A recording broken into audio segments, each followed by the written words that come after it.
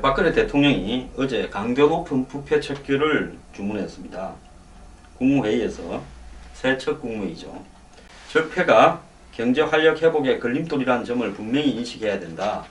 경제 활성화를 위한 정책도 중요하지만 그걸 갉아먹는 적폐나 부패를 척결해야 된다. 그리고 이런 어떤 박근혜 대통령의 말이 최근에 이 대검 산하의 부패 수사 TF가 발족하는 것과 맞물리면서 작년에 이어 올해도 고강도의 사정이 이어질 거다. 이렇게 지금 예측되고 있습니다. 자, 박 대통령은 폐단이 잔뜩 쌓여 있는데 돈을 퍼붓는다고 피와 살로 가겠는가? 각 부처는 부정부패 척결에 더욱 매진해 줬으면 좋겠다. 이렇게 이야기를 했습니다. 청와대는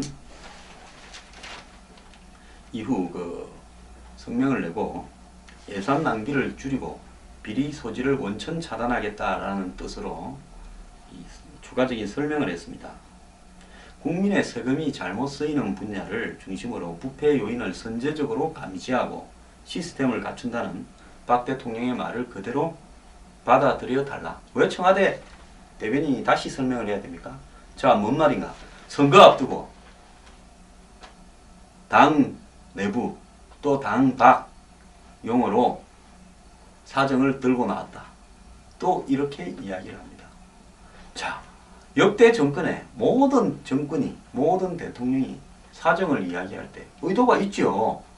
아니, 의도 없는 사정이 어디 있습니까? 부패한 사람을 집어넣든지, 한마디로 말 안 듣는 정치인들 군기를 좀 잡든지, 밑빠진 관료들, 복지부동 관료들 혼을 좀 내든지, 이런 의도가 있지요.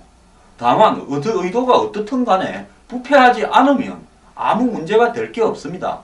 근데 여야 의원들이 최근에 비서관 보좌관 월급 떼먹는 데서 보듯이 다 부패하니까요, 문제가 되는 겁니다.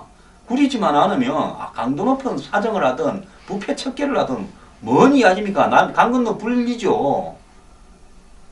나하고 뭔 상관이 있습니까? 잘한다고 박수 치면 되죠. 저는 그래서 의도가 어떻든 정권이 부패 척결하겠다 하면 항상 찬성하는 입장입니다. 그 의도를 왜 제가 해석을 해야 됩니까? 부패하지 않은데요. 그래서 박근혜 정권 후반기를 맞이해서 레임덕이 올까봐 고강도 사정 드라이브를 하는 게 아니냐, 이런 어떤 해석을 하고 있는데요. 자, 검찰총장은 검찰의 수사 역량을 강화하겠다라고 그렇게 이야기를 했습니다. 자, 솔직히 말하면 검찰의 수사 역량이 강화돼야 됩니다. 중수부 해체하고요. 저도 옛날에 검찰하고 안 좋은 일이 있었지만은 저는 검찰의 기능이 약화되는 부분을 반대합니다.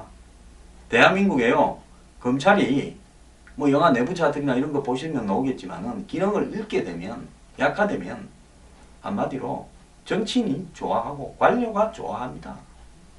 부패 커넥션이 좋아하게 되어 있습니다. 어떤 형태로든지 검찰의 기능이 저는 약화되거나 흔들리서는 안 된다. 검찰은 검찰다워야 한다. 라고 생각하는 사람입니다.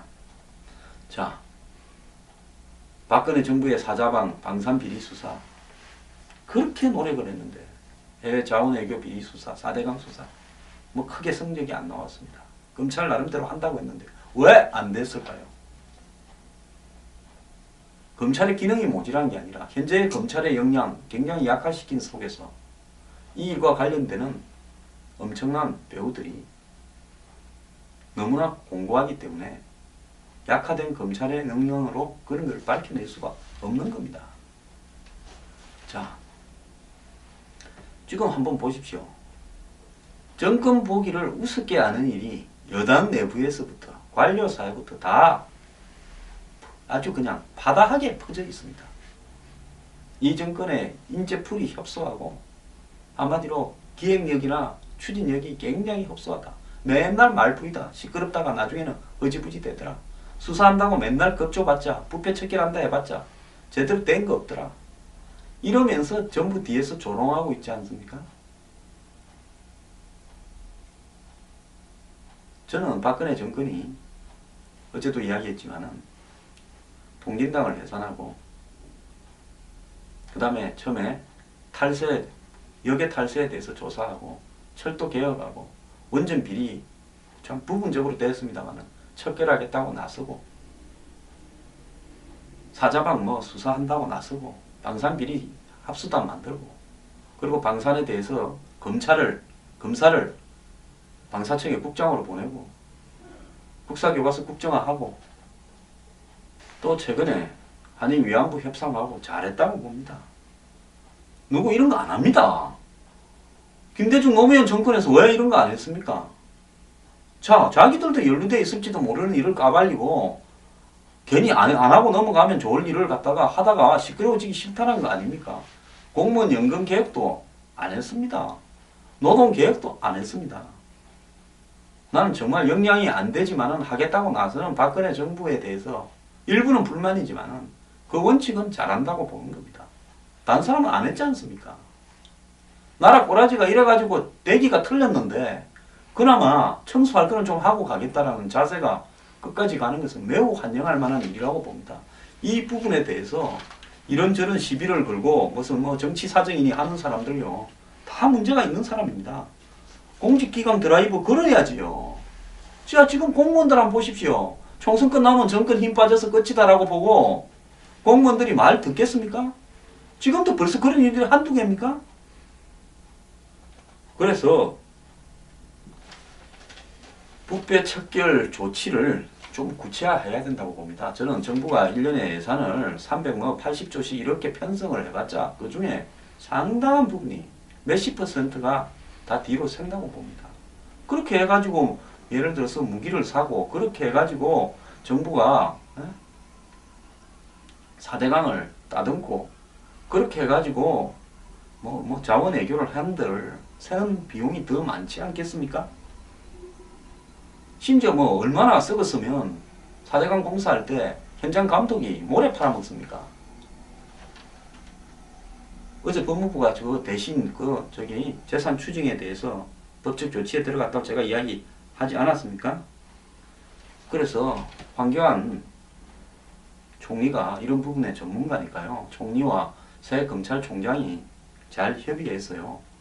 총리실 산하에 이런 부분을 갖다가 총체적으로 지휘할 수 있는 기능을 갖추고 검찰이 이런 역량을 강화해서 유기적으로 협조하면서 부패 척결에 나가야 된다고 봅니다.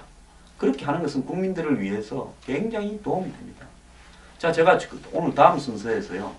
국회의원들이 얼마나 부도덕하고 부패한가, 정말 스스로가 갑질을 하고 있는가에 대해서 이야기를 좀 하겠습니다.